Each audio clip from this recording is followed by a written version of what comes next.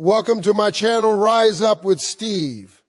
Please hit like, subscribe, and don't forget to share with your friends. Let me tell you something real today.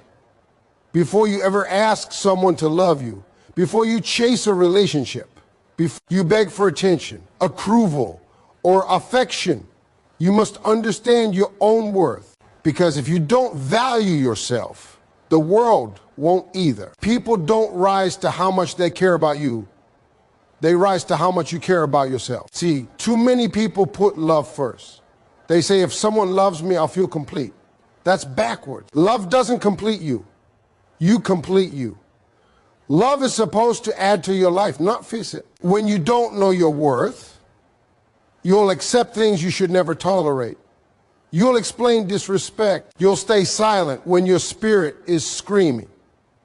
And the scary part, you'll call that love. Self-worth means knowing who you are when nobody is clapping for you. It's understanding that your value doesn't decrease because someone fails to see it. You don't need permission to matter. You don't need validation to be enough. When you know your worth, you stop auditioning for roles you were born to own. Let me be clear. Loving someone is beautiful. Wanting companionship is human. But love should never come at the cost of your dignity. The moment you start shrinking to keep someone comfortable, you've already lost yourself. Anything that costs you your self-respect is too expensive. When you put self-worth first, something powerful happens. You stop chasing people who don't choose you. You stop overgiving to undercommitted situations. You stop confusing attention with affection. You start setting standards instead of expectations. And trust me, standards will protect you where love alone never will. A person who truly loves you will never ask you to abandon yourself. They won't compete with your growth. They won't be threatened by your confidence. Real love meets you at your level of self-respect. That's why broken people are uncomfortable around healed people, because confidence exposes confusion. So build yourself first, heal first, learn first, become whole first. When you know your worth, you don't fear being alone. And that's when you stop selling. And when love finally comes, it won't feel like confusion, anxiety, or pain. It'll feel like peace. Remember this, self-worth is when you understand that your value is not defined by how others treat you. Your whole life starts to shift. Most people walk around letting someone else's behavior decide how they feel about themselves. If they are appreciated, they feel worthy. If they are ignored, they feel small. If they are loved, they feel important. And if they are rejected, they feel broken. That way of living is dangerous because it puts your self-worth in the hands of people who don't even know what to do with their own lives. Let me tell you something straight. People treat you based on who they are, not who you are. A disrespectful person will disrespect you no matter how kind, loyal, or patient you are. A confused person will confuse you. A broken person will break things. But when you don't know your worth, you internalize their behavior. You start asking, what's wrong with me? Instead of asking, why am I allowing this? And that's how self-doubt sneaks in and confidence quietly walks out. When someone fails to see your value, it doesn't mean you don't have any. It simply means they lack the vision. You don't stop being gold just because someone treats you like dirt. Gold doesn't lose its value because it's buried. Diamonds don't apologize for being rare. Yet people with huge potential will beg for attention from someone who can't even recognize their effort. That's not humility, that's self-neglect. The truth is, when you don't value yourself, you start accepting things you were never meant to accept. Late replies start feeling normal. Mixed signals feel like excitement. Disrespect gets labeled as they're just like that. You start lowering your standards to keep someone around, not realizing that every time you do that, you're teaching them how to treat you. People don't guess your worth, they follow the instructions you give them through your boundaries. And here's the part most people don't want to hear. Some people only treat you badly because you let them. Not because you deserve it, but because you never required better. When you don't enforce your value, you invite behavior that matches your silence. Self-worth is not loud, it's consistent. It's the quiet decision to walk away when something feels wrong, even if your heart wants to stay. Once you truly understand your worth, rejection stops hurting the same way. You no longer see it as proof that you're not enough. You see it as redirection. You stop chasing explanations from people who don't even understand themselves. You start trying to prove your value to people who benefit from you doubting it. Confidence grows when you realize that you don't need everyone to like you. You just need to like yourself enough to leave what doesn't honor you. People will test you. They will see how much you'll tolerate, how long you'll wait, how little you'll accept. That's life. But when you know your worth, those tests don't confuse you anymore. They clarify things. You stop asking for reassurance and start making decisions. And the moment you stop needing external validation is the moment you become powerful. Your value is internal. It's not negotiable. It doesn't rise and fall based on someone's mood, attention, or commitment. Once you lock that into your mind, nobody can play with your emotions because they no longer control the price tag you placed on yourself. Love is one of the most powerful emotions a human being can experience, but it becomes dangerous when it is used as a substitute for self-worth. Many people walk into relationships hoping love will fix what they never healed. I believe that if someone chooses them, stays with them, or commits to them, then the emptiness inside will finally disappear. But love was never designed to repair a broken sense of self. Love is meant to grow between two whole people, not to hold together someone who doesn't believe they are enough on their own. When you don't love yourself, you place unfair expectations on the person you're with. You expect them to constantly reassure you, to fill every emotional gap, to prove again and again that you matter. At first, they may try, but over time, that pressure becomes heavy. No human being can carry the responsibility of someone else's self-esteem. And when they fail, you feel disappointed, abandoned, or unloved, even though the real issue started long before the relationship did. This is why people who lack self-worth often confuse attention with love. A text message feels like validation. A compliment feels like security. A little effort feels like commitment. And when those things stop, panic sets in. You start overthinking, questioning your value, replaying conversations in your head, trying to figure out what you did wrong. Love was never supposed to make you feel anxious all the time. Anxiety in love usually comes from fear of losing something you think you need to survive. Real love doesn't complete you. That idea sounds romantic, but it's misleading. You were already complete before anyone entered your life. When you believe someone completes you, you give them power over your happiness. You start adjusting yourself to keep them. You silence your needs so you don't seem too much. You tolerate behavior that hurts you because the fear of being alone feels bigger than the pain of being disrespected. That's not love, that's emotional dependency. When you build self-worth first, love starts to feel different. You no longer need someone to choose you for you to feel chosen. You enjoy their presence, but you don't lose yourself in it. You can love deeply without losing your balance. You can care without clinging. You can walk away without feeling like your world is ending. That kind of love is calm, not chaotic. It brings peace, not constant question. People with healthy self-worth don't look for someone to save them. They look for someone to walk with them. They don't rush intimacy to feel secure. They don't ignore red flags to avoid loneliness. They understand that being alone for a while is far better than being with someone who slowly drains their confidence. Love becomes a choice, not a need. The strongest relationships are built when two people meet each other already standing on their own feet. There is no competition. No fear of abandonment, no constant proving.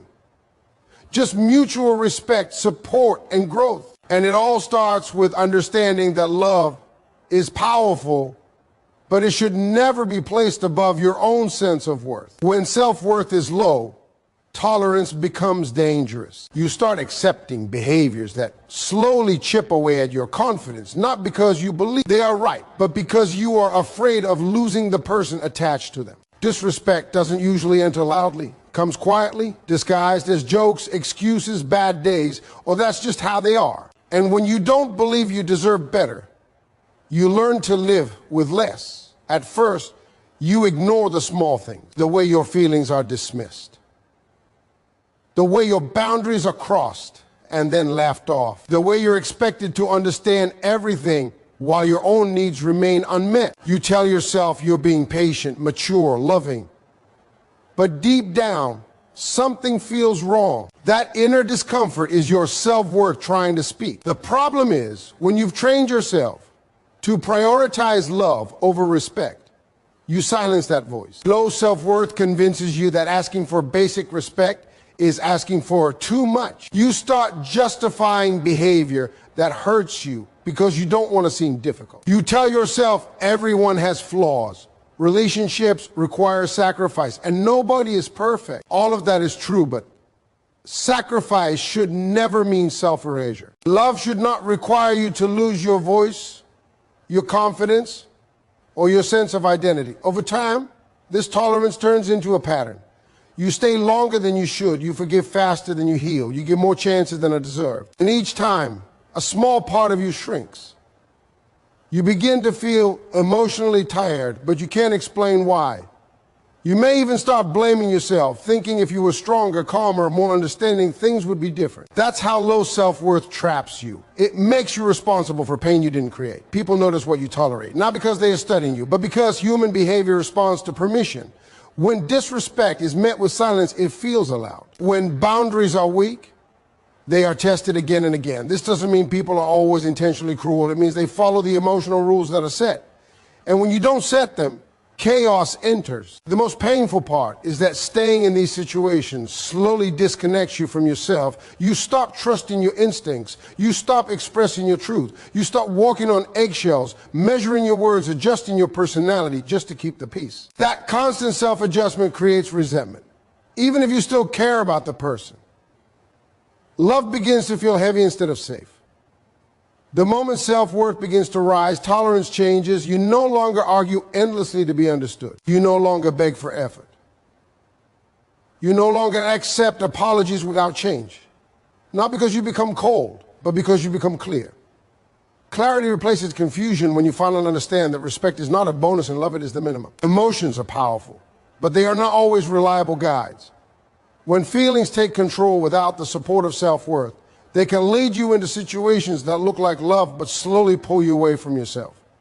Many people make decisions based purely on how strongly they feel, not on how they are being treated. They stay because of memories, chemistry, history, or potential, even when the present reality is painful. Without self-worth, emotions become excuses instead of signals. Feelings can make you romanticize struggle. You start believing that if something hurts, it must be deep. If it's complicated, it must be meaningful. You convince yourself that love is supposed to be hard, that pain is part of the process, that patience will eventually turn into reward. But real love does not require constant emotional survival. Struggle can exist in relationships, but it should not be the foundation. When emotional attachment is stronger than self-respect, suffering starts to feel normal. This is where boundaries come in. And boundaries are not walls, they are standards. They are the lines you draw to protect your peace, your energy, and your identity. When self-worth is low, boundaries feel scary. You worry that if you speak up, you'll push someone away. If you say no, you'll lose them. If you demand better, you'll be alone. So instead, you stay quiet and hope things improve. But hope without boundaries is just waiting. Healthy boundaries actually create clarity.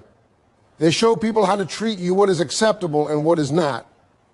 When you don't have them, emotions take over the relationship. One day things feel amazing. The next day they feel unbearable. You're constantly reacting instead of choosing.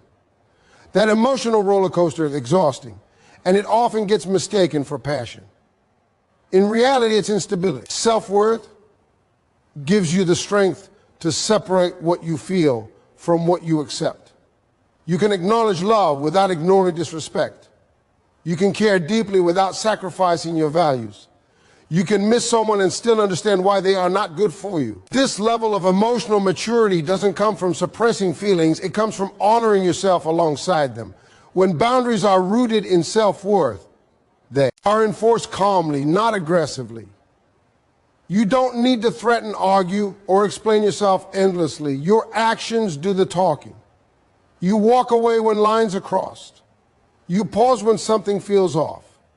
You choose peace over intensity. And the right people don't see boundaries as rejection, they see them as clarity. Without self-worth, emotions control the direction of your life. With self-worth, emotions become information, not commands. And that shift changes everything about how you love and how you live. When you don't know your worth, you spend a lot of your time chasing reassurance instead of building security. You look for signs, messages, gestures, and words that temporarily make you feel chosen. A reply makes your mood better. Silence makes your chest heavy. Small changes in someone's behavior feel like emergencies. That constant emotional monitoring is exhausting, but it feels necessary, and your sense of value depends on someone else's actions. Overgiving often becomes a coping mechanism. You give more time, more energy, more understanding, more love than you actually have to spare, hoping that your effort will be returned in equal measure. You believe that if you do enough, prove enough, sacrifice enough, the other person will finally see your value. But overgiving is rarely about generosity, it's about fear. Fear of being replaced, fear of being forgotten, fear of not being enough as you are. When you overgive from a place of low self-worth, you start to lose balance. Your needs go unmet while you remain focused on meeting someone else's. You become emotionally available at all times, even when you are drained. You excuse neglect because you remember the good moments. You settle for inconsistency because you're afraid consistency might not come from anyone else. And slowly, resentment builds not always toward the other person, but toward yourself for allowing it. People often misunderstand confidence. They think confident people don't care, don't feel deeply, or don't get hurt. That's not true. Confident people feel just as much. They simply don't abandon themselves in the process. Self-worth teaches you to give without emptying yourself. It teaches you to show up without disappearing. It reminds you that love is not measured by how much you tolerate, but by how healthy you remain. When self-worth is present, the need for constant reassurance fades. You no longer chase attention because you don't need it to feel secure. You enjoy affection, but you don't depend on it. You stop reading between the lines and start listening to actions. You stop working overtime to keep someone interested. Instead, you let people meet you where you are, or you let them go. This shift doesn't make you cold or distant. It makes you selective. You still love deeply, but you love with awareness. You understand that not everyone deserves full access to you. You protect your energy because you respect yourself. And the people who are meant to stay won't be intimidated by that. They'll be drawn to it. When you stop chasing reassurance and start standing in your worth, relationships stop feeling like auditions. They start feeling like partnerships.